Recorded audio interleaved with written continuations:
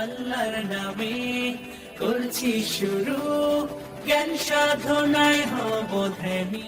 Hello viewers, আসসালামু আলাইকুম। Liton site of solution YouTube চ্যানেলে আপনাদের স্বাগতম। অলরেডি আপনারা জানেন এই চ্যানেলে সিএইচআইটি রিলেটেড জব প্রিপারেশনের জন্য প্রত্যেকটি সাবজেক্টের সিরিজ ভিডিও লেকচারগুলো আপলোড করা হয়ে থাকে। সেই সাথে রিসেন্ট আইটি এক্সাম কোশ্চেনগুলো সলিউশন করে আপলোড করা হয়। তাই আপনি যদি আমাদের এই চ্যানেলে নতুন হয়ে থাকেন, সাবস্ক্রাইব করে রাখতে পারেন, পাশের ঘন্টা বাটনে ক্লিক করে রাখতে পারেন আমাদের পরবর্তী ভিডিওগুলো সবার আগে দেখার জন্য। আর যদি সাবস্ক্রাইব করে থাকেন, অসংখ্য ধন্যবাদ। তো এই ধারাবাহিকতা আজকে আমরা ডিজিটাল ইলেকট্রনিক্সের একটি নতুন ভিডিও নিয়ে আলোচনা করব।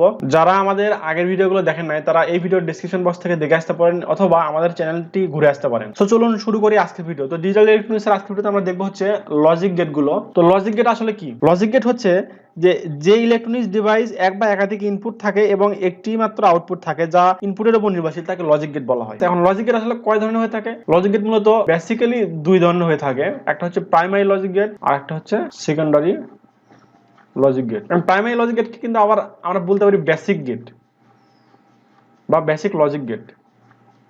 এখন এই সেকেন্ডারি যে লজিক গেটটা সেটা আবার হচ্ছে দুই ধরনের হয়ে থাকে। একটা হচ্ছে ইউনিভার্সাল লজিক গেট,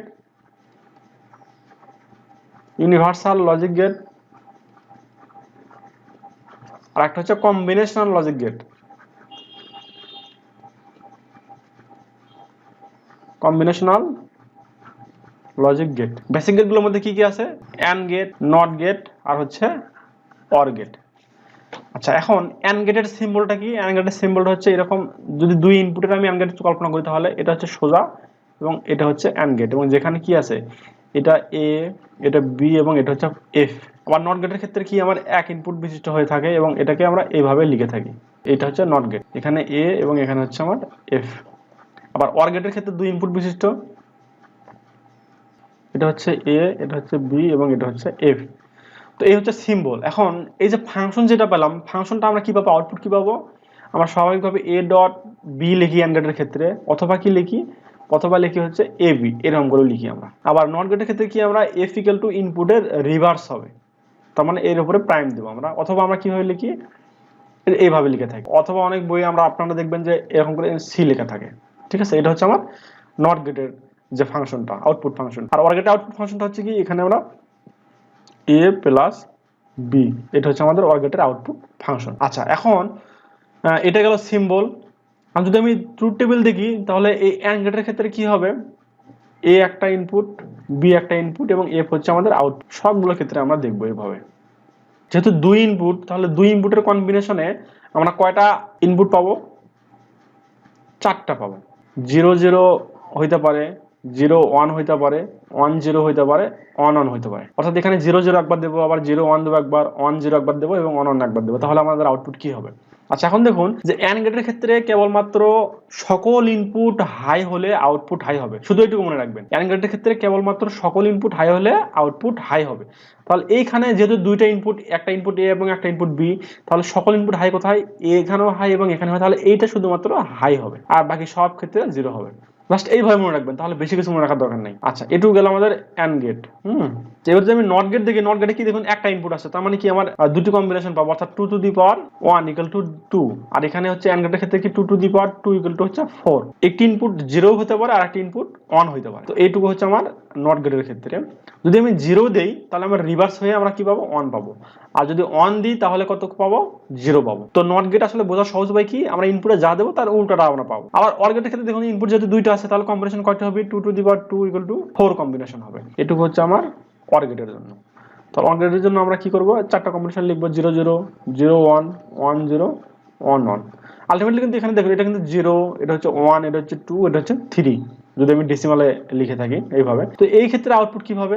আমরা অ্যান্ড গেটের ক্ষেত্রে দেখলাম যে কেবলমাত্র সকল ইনপুট হাই হলে আউটপুট হাই। আর অর গেটে আমরা মনে রাখবো কি, যে কোনো একটি ইনপুট হাই হলে আউটপুট হাই। শুধু এটা মনে রাখবো, অর গেটের ক্ষেত্রে যে কোনো একটি ইনপুট হাই হলে আউটপুট হাই। এখানে দেখুন যে একটি ইনপুট হাই করে আছে, এখানে ইনপুট একটাও হাই নাই, তার মানে এখানে কি হবে? 0 হবে। এখানে কি একটি ইনপুট হাই আছে, এখানে 1 হবে। এখানে একটি ইনপুট হাই আছে, এখানে 1 হবে। এখানে কিন্তু দুইটি ইনপুট হাই আছে। আমাদের সূত্র কি ছিল? যে কোনো একটি ইনপুট হাই হলে। তা আমরা দুইটি দেখবো না, দেখবো কি যে কোনো একটি ইনপুট হাই আছে কিনা। হ্যাঁ, একটি ইনপুট হাই আছে, তার মানে এখানে আমার হাই হবে। কারণ যদি আপনি দেখেন যে দুইটি ইনপুট হাই আছে, তাহলে কি হবে? অনেক সময় অ্যান্ড গেট এবং অর গেটের সঙ্গে কি হবে? উল্টাপাল্টা হয়ে যাবে। এই জন্য লাস্ট সময় রাখবেন কি যে কোনো একটি ইনপুট হাই হলে আউটপুট হাই অর গেটের ক্ষেত্রে। তো এই ছিল আসলে বেসিক গেট গুলো। আচ্ছা, এখন বেসিক গেট গুলো যদি আমরা কি কি দেখলাম বেসিক গেটের ক্ষেত্রে? বেসিক গেটের ক্ষেত্রে দেখলাম যে আমরা বেসিক গেটের নামগুলো কি কি, বেসিক গেটের সিম্বলটা কি, বেসিক গেটের আউটপুট ফাংশনটা কি এবং বেসিক গেটের ট্রুথ টেবিলটা কি। অনেক সময় কিন্তু পরীক্ষায় এগুলো কিন্তু এসে থাকে, অথবা এরকম ফিগার দিয়ে বলবে যে কি যে নিচের কোনটি বা উপরের কম্বিনেশনগুলো নিচের কোন গেটের সঙ্গে সত্যতা হয়ে থাকে। তো এবার আমরা দেখবো হচ্ছে সেকেন্ডারি গেট, এবং সেকেন্ডারি গেটে আমরা কি দেখবো, ইউনিভার্সাল গেট দেখবো। ইউনিভার্সাল গেট দেখবো, ঠিক আছে। তো ইউনিভার্সাল গেটগুলো কি কি, একটা হচ্ছে ন্যান্ড গেট আর একটা হচ্ছে নর গেট। এই হচ্ছে আমাদের ইউনিভার্সাল গেট। আচ্ছা, এখন ইউনিভার্সাল গেট কেন বলা হয়? ইউনিভার্সাল গেট বলা হয় হচ্ছে এই জন্য যে এই একটি গেট দিয়ে আমরা বাকি যে তিনটি মৌলিক গেট আছে সেই মৌলিক গেটগুলো আমরা কি করতে পারবো, ইমপ্লিমেন্ট করতে পারবো। আবার এখানে দেখুন যে এই নর গেট দিয়ে আমরা কি করতে পারবো, আমরা মৌলিক গেটগুলোকে ইমপ্লিমেন্ট করতে পারবো। এই জন্য এই দুটিকে আমরা কি বলি, ইউনিভার্সাল গেট বলে থাকি। এখন আমরা দেখবো যে কিভাবে এই ন্যান্ড গেট দিয়ে আমরা মৌলিক গেটগুলো ইমপ্লিমেন্ট করি বা নর গেট দিয়ে মৌলিক গেটগুলো ইমপ্লিমেন্ট করে থাকি। তাহলে শুরুতে আমরা দেখবো ন্যান্ড গেট দিয়ে কিভাবে মৌলিক গেটগুলো ইমপ্লিমেন্ট করে থাকি। আচ্ছা, তার আগে আমরা দেখবো যে ন্যান্ড গেটের সিম্বলটা কি। এটা হচ্ছে ন্যান্ড গেট। ন্যান্ড গেটের সিম্বলটা হচ্ছে ওই যে অ্যান্ড গেট থাকবে, অ্যান্ড গেটের সামনে শুধু একটা বাবল দেবো আমরা, এটাকে ন্যান্ড গেট বলে। এবং এটা হচ্ছে এ, এটা হচ্ছে বি, এবং এটা হচ্ছে ফাংশন, আউটপুট ফাংশন এফ। আর নর গেটের ক্ষেত্রে কি আছে, এটা এ, এটা বি,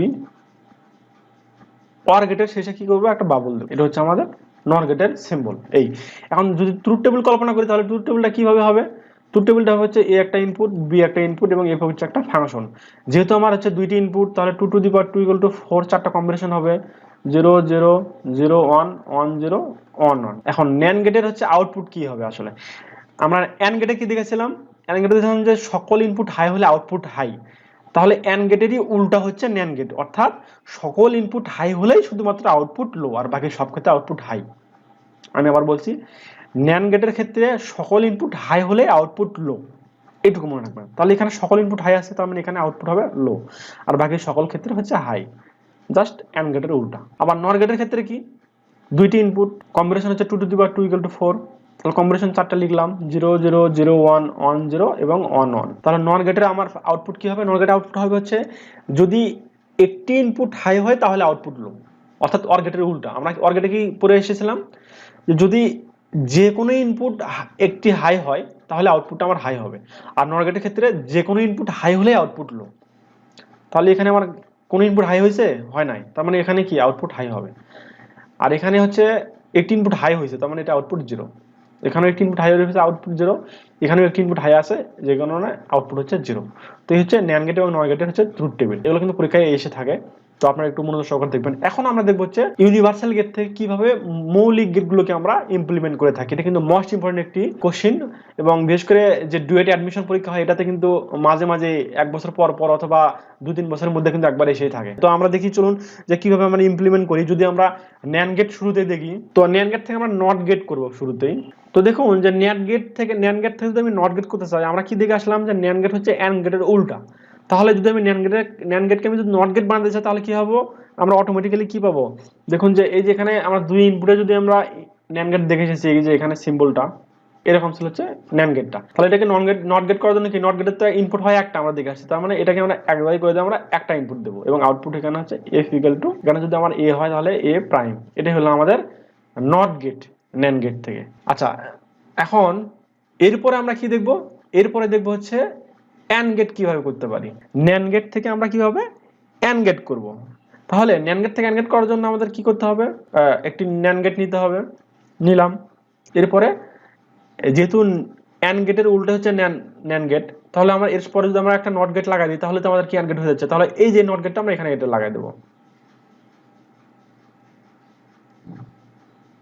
এই যে এটা হচ্ছে এ, এটা হচ্ছে বি।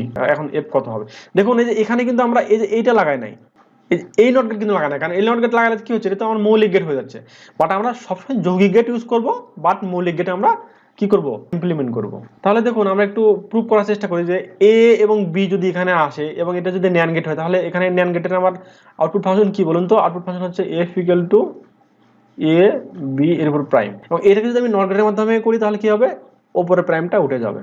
এটা হচ্ছে আমাদের এখানকার আউটপুট ফাংশন। এই যে এখানে একটু লেখা উচিত ছিল যে এখানে দেখুন ন্যান্ড গেটের আমাদের a b তারপর প্রাইম, আর নট গেটের ক্ষেত্রে হচ্ছে কি a + b এর উপর প্রাইম। এটা হচ্ছে নট গেটের আউটপুট ফাংশন। আচ্ছা, এখন যদি আমরা অর গেট কল্পনা করি তাহলে অর গেট কিভাবে আমরা করব, অর গেট করব হচ্ছে দেখুন যে এইভাবে দুইটি নট গেট নেব, যেটা NAND গেট তৈরি করা আছে, এটার একটা ইনপুট এক জায়গায় লাগাই দেব এবং এখান থেকে এই যে আরেকটা নট গেট নিলাম, এখানে A এবং এখানে হচ্ছে B, এবং এই দুইটাকে কি করব আমরা, এই দুইটাকে আমরা সরাসরি লাগাই দেব হচ্ছে আরেকটা NAND গেটের মধ্যে।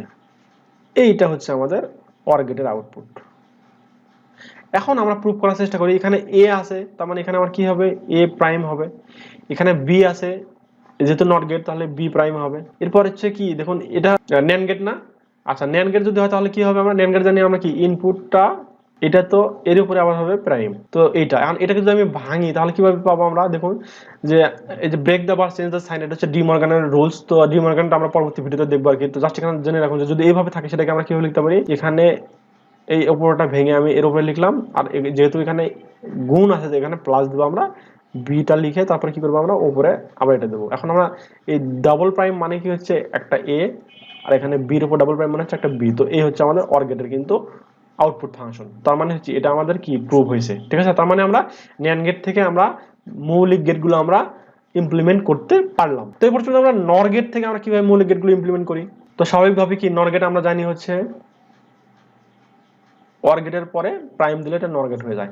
তো এটা যদি আমি NOT গেট তৈরি করি শুরুতে, তাহলে এর আমরা ইনপুটটা শর্ট করে দেবো, এখানে A দেবো এবং এখানে হচ্ছে F কি হবে, আউটপুট ফাংশনটা হবে আমার হচ্ছে এটা।